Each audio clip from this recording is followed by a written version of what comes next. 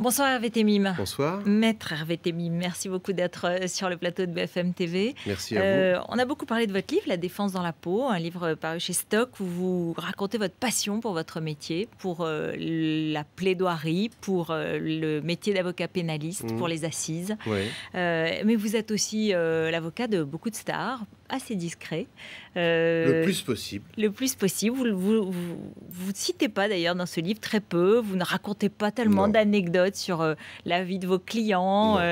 Mais bon, vous avez défendu Catherine Deneuve, Roman Polanski, bien sûr, oui. avec Georges Kejman, Oui. Nathalie Baye, François-Barry Bagné et d'autres personnalités. Et évidemment, vous êtes aussi l'avocat et l'ami de Gérard Depardieu. L'ami, pas un ami proche, mais oui, un ami sincère, quelqu'un qu'il aime énormément, qu'il admire aussi beaucoup. J'ai l'admiration difficile, rare, et je crois que Gérard Depardieu est un acteur d'une dimension exceptionnelle. Je ne sais pas si beaucoup de gens ont lu ce qu'a écrit Denis Podalides, ce qu'a dit Denis Podalides, par exemple, qui est probablement l'un de ceux qui parlent le mieux de ce métier d'acteur. Il a dit que c'était pas seulement le plus grand acteur du paysage cinématographique français, que c'était le paysage, que tout s'était construit à partir de lui. Alors, c'est pas quelque chose qui pourrait lui valoir une quelconque immunité s'il était poursuivi. Mais là, il n'a commis aucune infraction. Et je ne dis même pas, comme ceux qui le défendent, il peut commettre des fautes, je le pardonne. Je dis, je ne le juge pas. Je l'aime énormément et je l'admire beaucoup.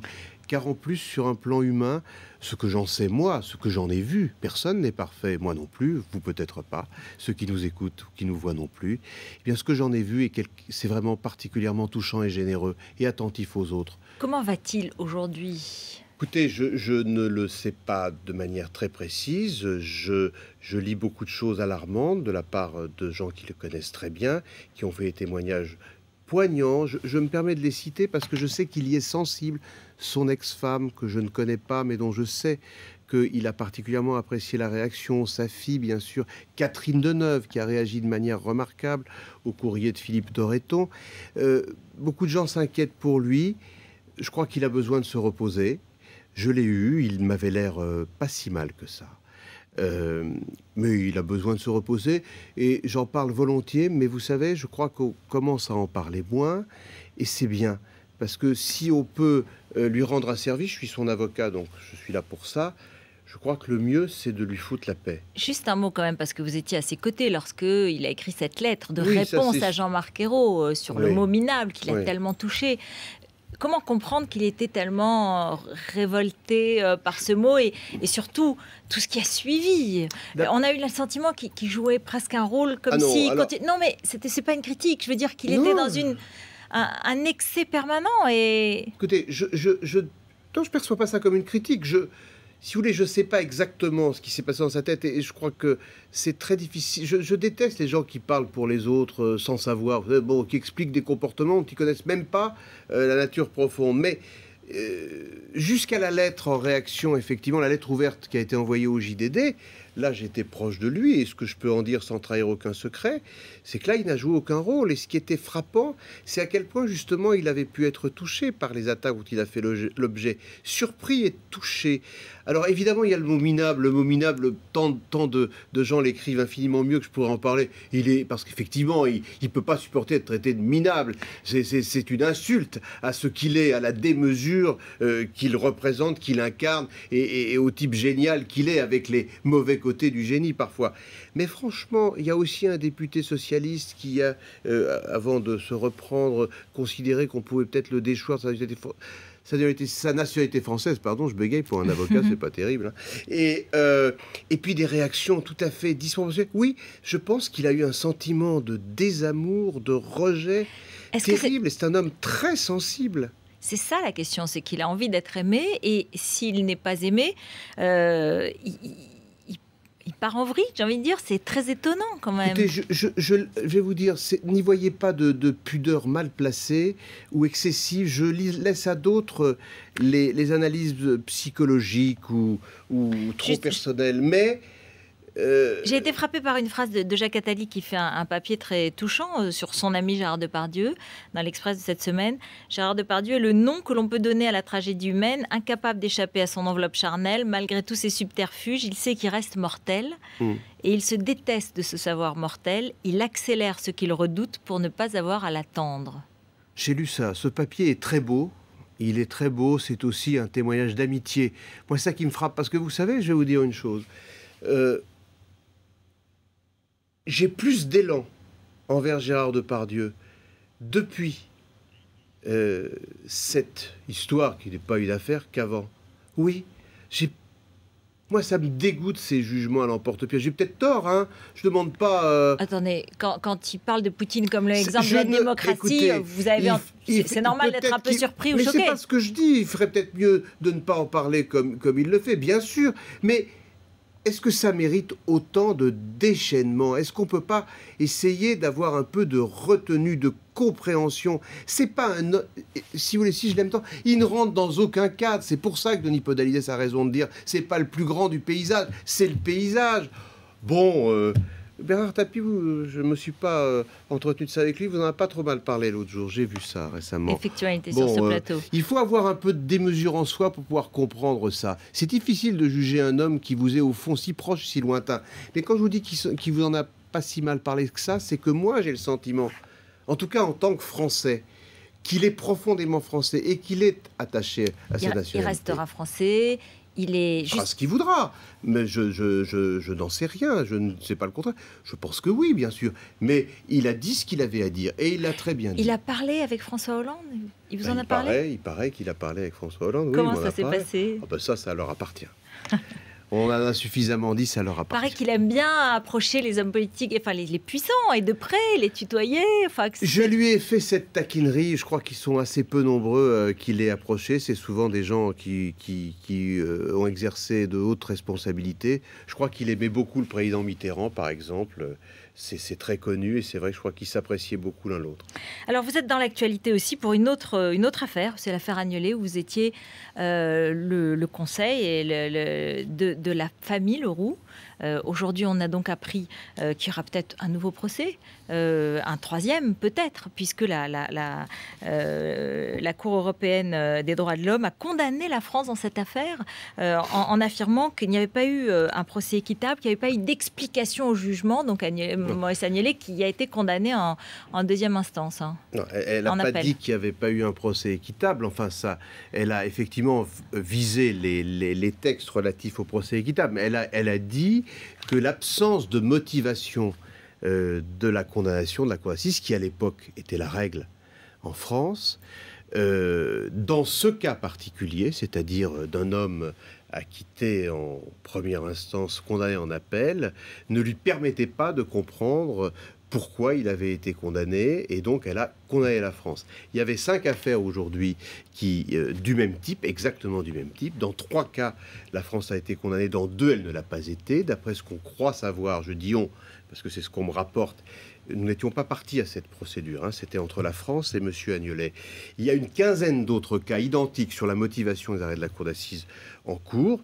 M. Agnelé, je ne l'ai pas entendu aujourd'hui, mais je l'imagine, va demander immédiatement... Son avocat l'a demandé à 18h sur BFM Story, chez nous, voilà, a demandé procès, une remise en liberté, voilà, un nouveau procès. Il va saisir Quelle la réaction, commission... vous, comme avocat de la partie civile? La commission de réexamen va être saisie.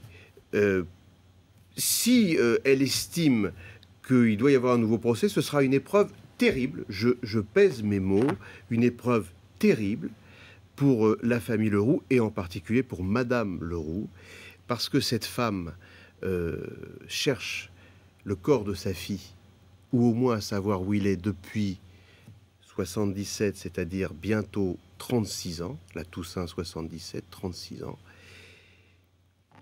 Mais que voulez-vous que je vous dise? Le droit est le droit. Ce qui est plus important pour moi, encore que le droit, c'est l'humanité. On se pliera au droit.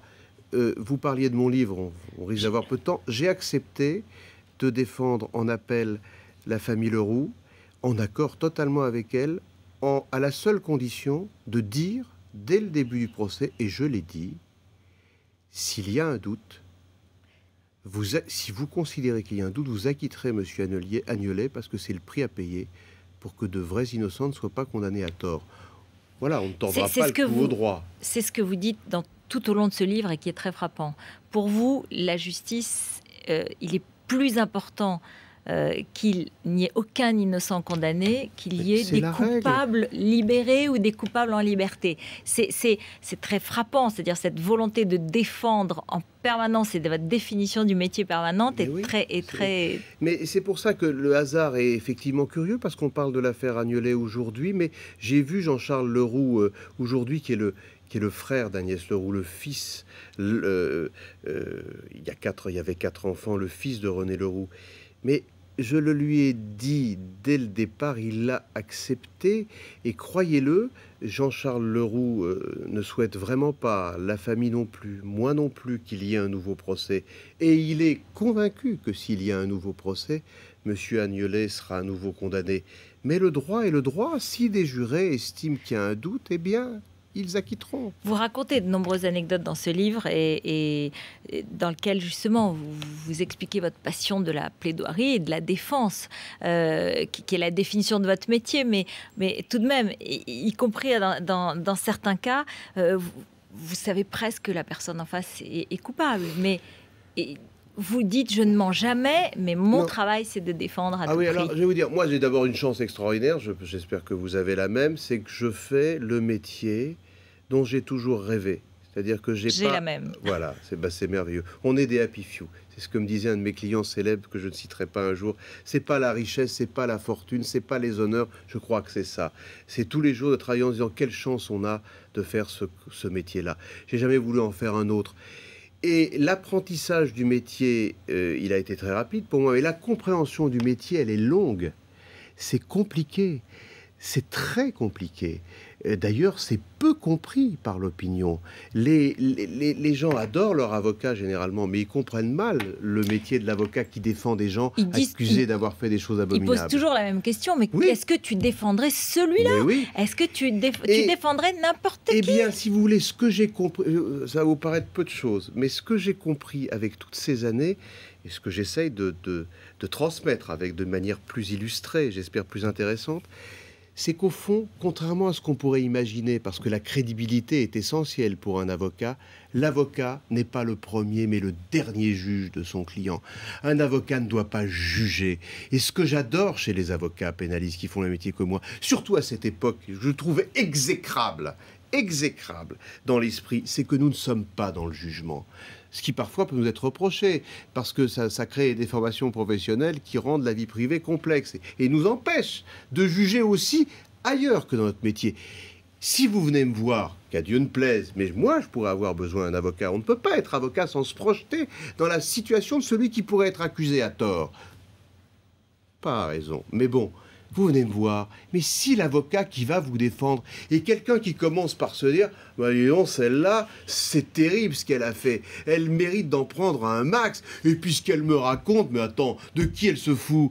C'est pas ça votre rôle. Il faut fuir. Votre rôle, c'est, dans les limites de la déontologie, dans les limites de la loyauté, tout faire par rapport au dossier, c'est-à-dire par rapport à la charge de l'accusation, pour obtenir le meilleur résultat possible pour vous. C'est tout.